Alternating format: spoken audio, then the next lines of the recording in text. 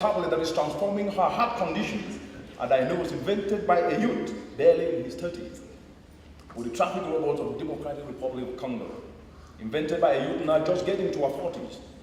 Or the Bago Pamoja mobile application, invented by a youth just 2 weeks ago right here in Kenya, to help connect the dots across the entire global value chain and drive climate action. These innovations are real. They are showing that you, the youth, are no longer just standby people, but you are actually driving innovations, not just for Africa, but for the entire world, because African solutions are global solutions.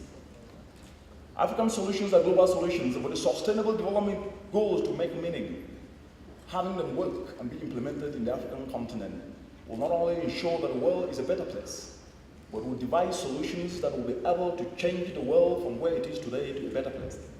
Distinguished colleagues, ladies and gentlemen, these are world-beating innovations that have put Africa on the global map.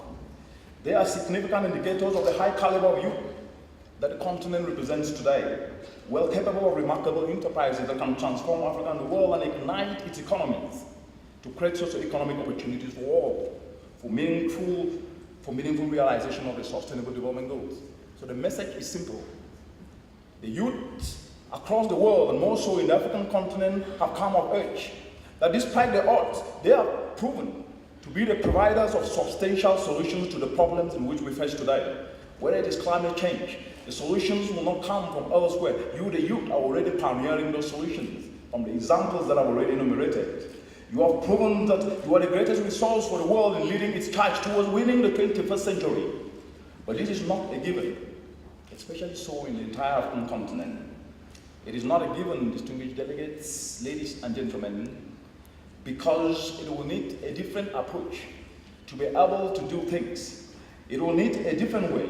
It is not a given because with all these innovations that have been developed today, with the ideas that we all have, and you all have, the challenges of 240 million citizens going to bed hungry with their stomach aching of hunger should not be discussed in 2019. Abnormal can never become normal. And it is abnormal for a mother to bury her 5-year-old because of lack of nutritious food when there are ideas and innovations that do exist.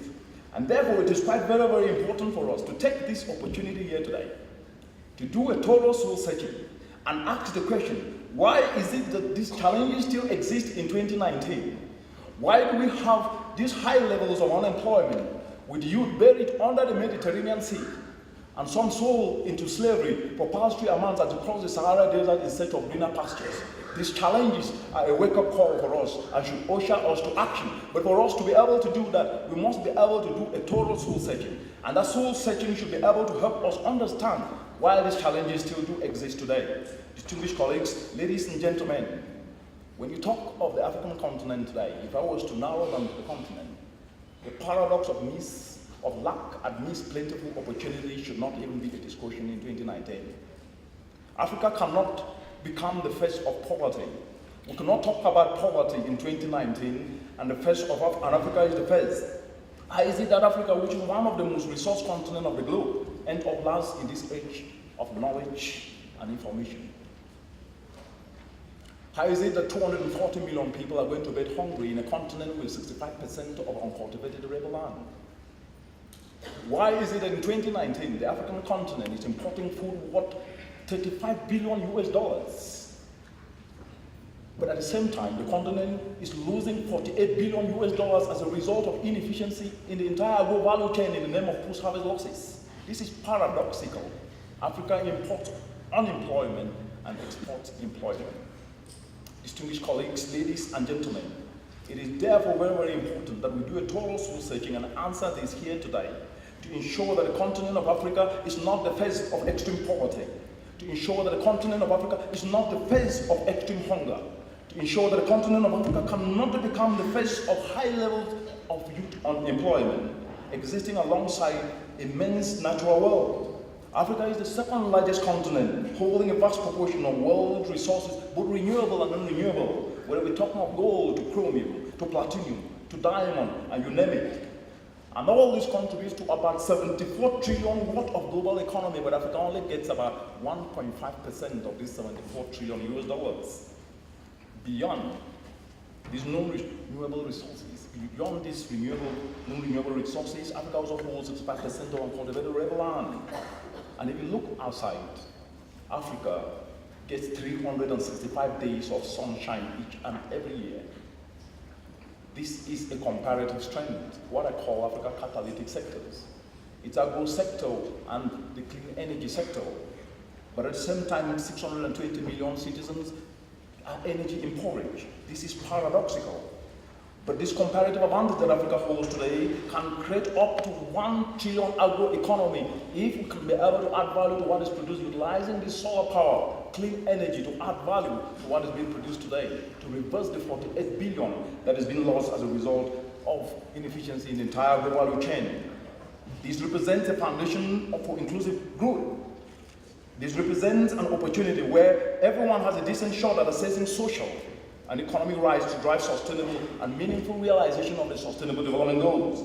But the reality is that with all this abundance, what I call seemingly abundance, the story has not changed. Just to give an example, consider the cocoa value chain, a crop that is primary ingredient of chocolates that have been produced and enjoyed the world over. The cocoa value chain in Africa is the largest producer globally, but the entire continent gets a dismal 2% of the 100 billion world global chocolates market. There is no single indigenous chocolate brand that is popular in supermarkets across the continent. Distinguished delegates, when you look at this and put in perspective, it is part of the soul searching that I'm talking that we should be able to do this morning. African solutions are global solutions. A changing climate is already impacting this continent in unprecedented proportions, like never seen before. The floods, the drought in the Sahel to the drought in the Horn of Africa have not only affected millions, but have actually depreciated economic opportunities for millions in the continent. And therefore, it is quite very, very important for us to put the Sustainable Development Goals and climate action in perspective by doing this soul searching so that we can find an answer. Because it is not just a failure to leverage on the continent's advantages to get ahead, but a clear trend of retrogression. Lack admits plentiful opportunities. Mothers burying their kids. People going to bed with a stomach aching of hunger. Unacceptable in 2019. Distinguished delegates, if you take, for example, South Korea, during the independent dispensation of the 60s, South Korea was a country in economic trouble. So bad was the situation that the Korean population faced acute starvation, prompting goodwill from nations, including from the African continent. Fast forward to today, to cut the story short. Fast forward to today, South Korea, with no minerals and roughly 5 times smaller than many African countries, has an economy that is estimated to be 15 times more than the entire African economies combined. Distinguished delegates, ladies and gentlemen, what this is telling us, if you know, and I believe some of you seated here today, all of you, you have Samsung phones. I have one as well. If you see the TV screens, the Samsung TVs, all of them are made in South Korea, or the Samsung freaks. They're made in South Korea. This marvelous meteoric rise can be summed up in one of my favorite African proverbs, that he who has no pond should not breed crocodiles. The African continent today must leverage on its comparative advantage. Abundant agro-value chains, 65% of uncultivated river land, and 365 days of sunshine. It must leverage to be able to add value, clean energy to be able to do so. South Korea focused on maximizing on strategic industries for which it held a competitive advantage. It then conveyed its human capital, utilizing on skills and talent of their people, and ensuring that this can be leveraged at its competitive advantage and focused on sectors utilizing this strong human capital, was how South Korea built a formidable economic foundation that lets you right. This is a lesson that community of nations, and more so the African continent, must learn to win the 21st century, to provide a decent chance to socio-economic rights for everyone and erase leading causes of escalating crime. And I will sum it up with 2 words: skills retooling. We must be able to retool skills to fit the challenges of our time. The Sustainable Development Goals will never be achieved with the same thinking of the 80s, of the 60s, of the 70s, and even of the 90s. Distinguished colleagues, ladies and gentlemen, it is therefore very important that all of us seated here today, regardless of age or disciplinary background, we must then be able to refine, improve, and realign our skills. It doesn't matter how old you are the solutions, and therefore your ideas matter. And what you can be offered by retooling, refining, improving, and realigning your skills to tap opportunities is how we can be able to drive lawful societies and ensure the Sustainable Development Goals can actually take place. Taking this dimension takes more than just talking. It will take energy willing from within, which can only come after a moment of honest self-evaluation and the soul searching that I mentioned. Distinguished delegates, when you do this soul searching, what I was doing was laying the case for this.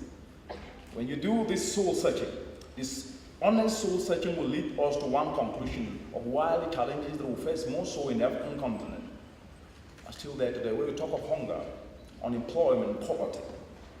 Because of the prioritization sometimes of material resources over people, because of pricing how deep sometimes someone's pockets are, instead of the value they express, all this has been the major undoing.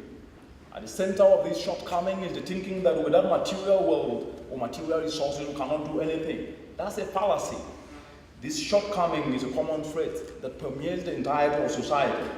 We should never, ever elevate material over people because your skills and your talents matter.